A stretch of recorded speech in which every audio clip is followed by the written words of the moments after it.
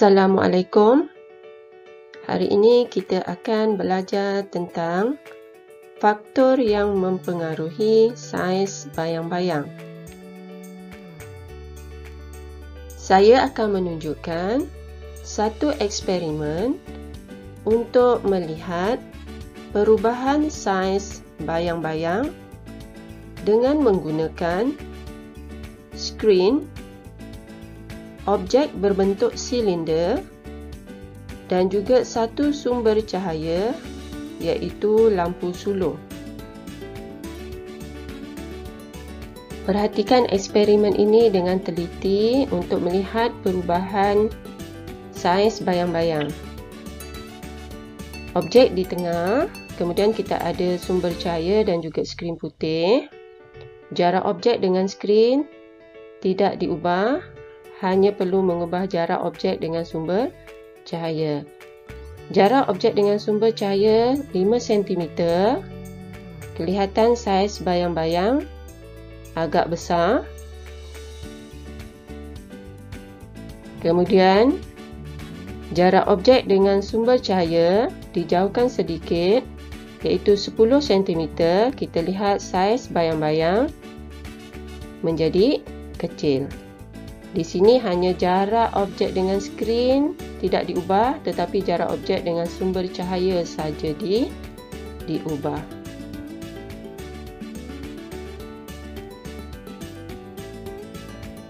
Saya akan terangkan dengan lebih terperinci hasil dapatan eksperimen yang telah dijalankan tadi.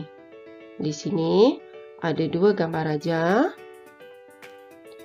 Kedua-dua gambar rajah tersebut di mana menunjukkan jarak objek dengan skrin tiada perubahan. Manakala jarak objek dengan sumber cahaya pada eksperimen yang pertama ialah 5 cm dan eksperimen yang seterusnya ialah 10 cm di mana jarak objek dengan sumber cahaya dijauhkan sedikit. Apa yang berlaku kepada eksperimen yang pertama iaitu 5 cm, saiz bayang-bayang menjadi besar, manakala pada jarak 10 cm, saiz bayang-bayang menjadi kecil. Okey, mari kita lihat apakah tujuan eksperimen ini dijalankan. Tujuannya ialah untuk menentukan faktor yang mempengaruhi saiz bayang-bayang. Maksudnya, apakah yang menyebabkan saiz bayang-bayang ini berubah?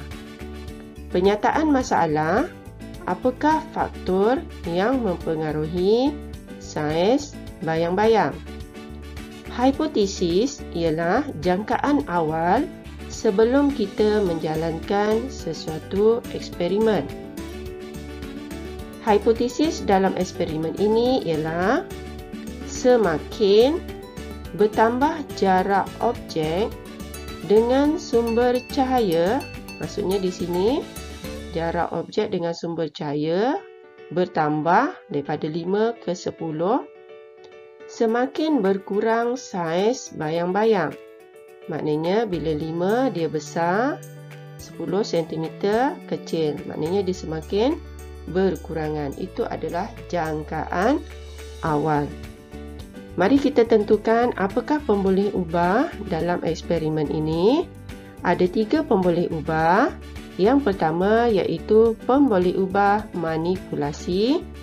Pemboleh ubah manipulasi ialah apakah yang berubah-ubah dalam eksperimen ini.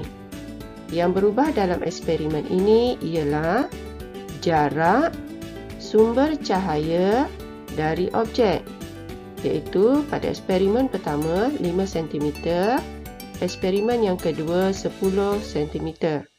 Itu yang diubah, jarak sumber cahaya dari objek. Jarak ialah parameter, sumber cahaya dari objek ialah objek daripada eksperimen ini. Manakala pemboleh ubah bergerak balas ialah apakah keputusan yang kita dapat daripada eksperimen yang telah dijalankan. dalam eksperimen ini kita ingin memerhatikan apakah yang berlaku kepada saiz bayang-bayang. Jadi, pemboleh ubah bergerak balas ialah saiz bayang-bayang. Saiz ialah parameter, manakala bayang-bayang ialah objek. Manakala pemboleh ubah dimalarkan, apakah yang sama di dalam eksperimen ini daripada mula hingga akhir dijalankan? Maknanya ianya tidak berubah. Okey, yang tidak berubah ialah jarak objek dengan skrin. Jarak objek pada 5 cm dan juga 10 cm, jarak objek dengan skrin tidak diubah. Jarak ialah parameter, objek dengan skrin ialah objek pada eksperimen ini. Mari kita teruskan perbincangan. Keputusan eksperimen tadi boleh ditunjukkan dalam bentuk jadual. Okey, ini ialah rupa bentuk jadual. Okey, dalam jadual kita akan ada tajuk iaitu jarak objek dengan lampu suluh di sebelah kiri.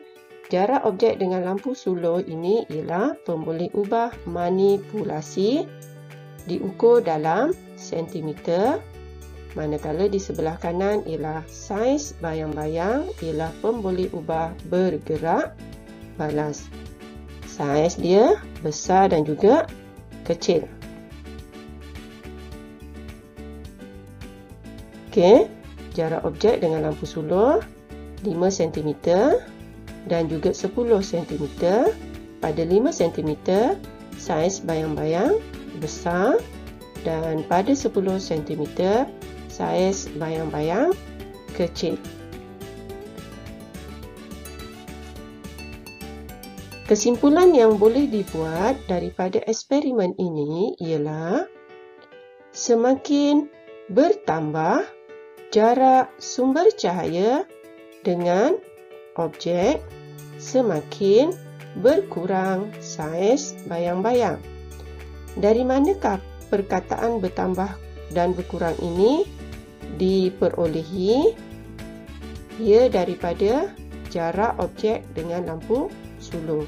5, 10 maknanya bertambah jarak objek dengan lampu suluh. Manakala saiz bayang-bayang daripada besar ke kecil, dia semakin berkurangan. Jarak sumber cahaya dengan objek kita ambil daripada dalam jadual ni iaitu pemboleh ubah manipulasi. Manakala saiz bayang-bayang pula kita ambil daripada pemboleh ubah bergerak balas. Jadi kita akan susunkan dalam ayat seperti ini, iaitu kesimpulan dia semakin bertambah jarak sumber cahaya dengan objek, semakin berkurang saiz bayang-bayang.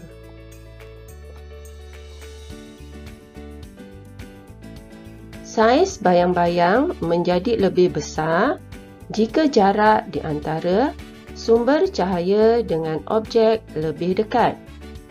Bagaimana pulakah jika jarak di antara objek dengan skrin diubah?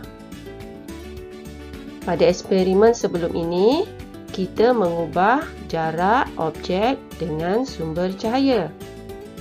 Cuba jalankan eksperimen yang kedua dengan mengubah jarak objek dengan skrin. Maknanya kita kekalkan jarak objek dengan sumber cahaya.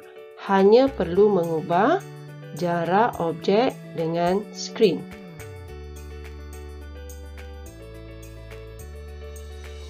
Jarak objek dengan skrin, yang pertama dekat dan yang kedua jauh. Maknanya yang pertama letak dalam 5 cm, yang kedua letak dalam 10 cm. Tetapi jarak objek dengan sumber cahaya tidak perlu diubah. Perhatikan apakah yang berlaku kepada saiz bayang-bayang. Jadi, saya harap eksperimen ini dapat dijalankan untuk menambahkan lagi kefahaman kamu dalam tajuk ini. Sekian saja. Terima kasih. Selamat belajar.